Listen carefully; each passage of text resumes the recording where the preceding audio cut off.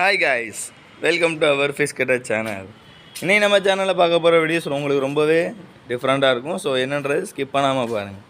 இந்த மீனோட பேர் பார்த்தீங்க அப்படின்னா பேரட் ஃபிஷ், அதாவது தமிழில் கிளி மீன் சொல்லுவாங்க. இந்த மீன் தான் நம்ம இன்றைக்கி கட் பண்ண போகிறோம். இந்த மீனுக்கு எதுக்கு கிளி மீன் அப்படின்னு பேர் வந்துச்சு அப்படின்னு பார்த்தீங்கன்னா, இதோட முகம், அதாவது வாய்ப்பகுதி வந்து பார்த்திங்க அப்படின்னா கிளியோட மூக்கு மாதிரியே ரொம்ப ஷார்ப்பாக இருக்குமா.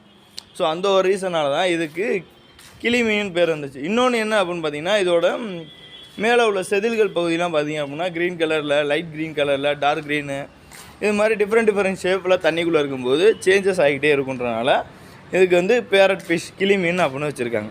இந்த மீனை வந்து நம்ம இன்றைக்கி குழம்புக்கு ப்ளஸ் ஃப்ரைக்கு நம்ம கட் பண்ண போகிறோம். அது எப்படின்றத ஃபுல்லாக ஸ்கிப் பண்ணாமல் பாருங்கள். அப்போ தான் இந்த மீனை எப்படி கட் பண்ணுறாங்கன்றது உங்களுக்கு நல்லாவே தெரியும்.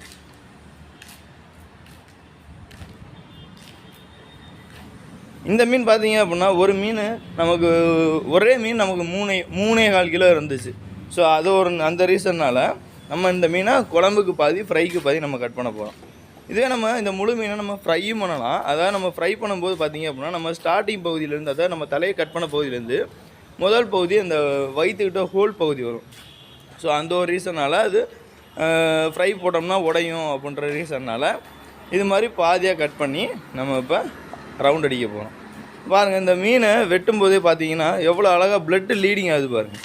இது மாதிரி மீனை வெட்டும்போது இந்த ப்ளட்டு லீடிங் ஆச்சு அப்படின்னா, அந்த முள்ளுலேருந்து ப்ளட்டு லீடிங் ஆச்சுன்னா ரொம்பவே ஃப்ரெஷ்ஷான மீனாக இருக்கும்.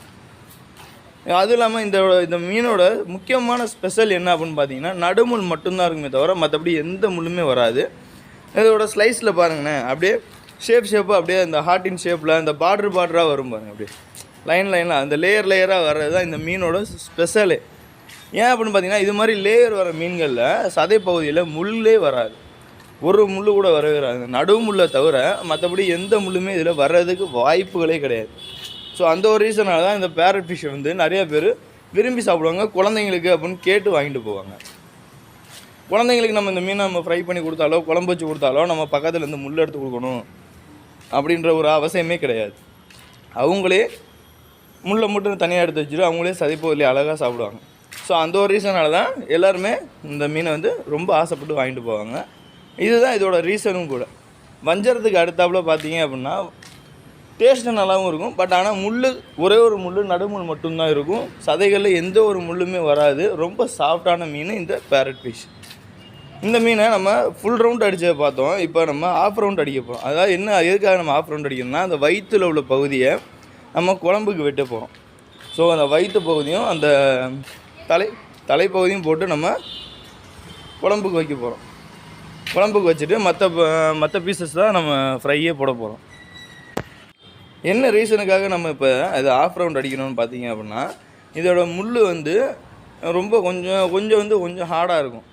அதாவது முள் மட்டும்தான் கொஞ்சம் ஹார்டாக இருக்கும். ஸோ அந்த ஒரு ரீசனால் நம்ம தட்டி வெட்டும்போது அதோடய சதைப்பகுதி வெளியே பிசுகுன்றதுக்காக தான் இதை நம்ம ஆஃப் ரவுண்டு போட்டு நம்ம இதை ஃப்ரை பண்ண போகிறோம். இப்படி பண்ணாலுமே நமக்கு ரொம்பவே அருமையாக இருக்கும்.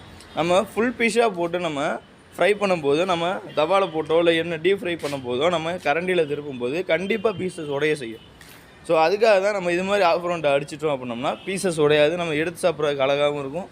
பார்க்குறதுக்கு அதை நம்ம ஃப்ரை பண்ணி வச்சதுக்கப்புறம் பார்க்குறதுக்கு ஒரு அழகாக இருக்கும். நம்ம காசு கொடுத்து ஒரு மீன் வாங்கிட்டு வரோம் அப்படின்னா அதை சாப்பிட்றத விட அதை நம்ம பார்த்து ரசிக்கிறது அது வேறு ஒரு ரசனை.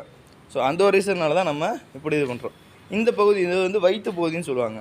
இந்த பகுதியை வந்து நம்ம என்ன பண்ணுறோம்னா குழம்புக்காக வெட்டுறோம்.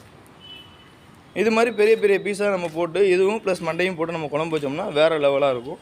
ஸோ ஓகே கைஸ், நம்ம வேறு வீடியோஸில் கண்டிப்பாக மீட் பண்ணலாம்.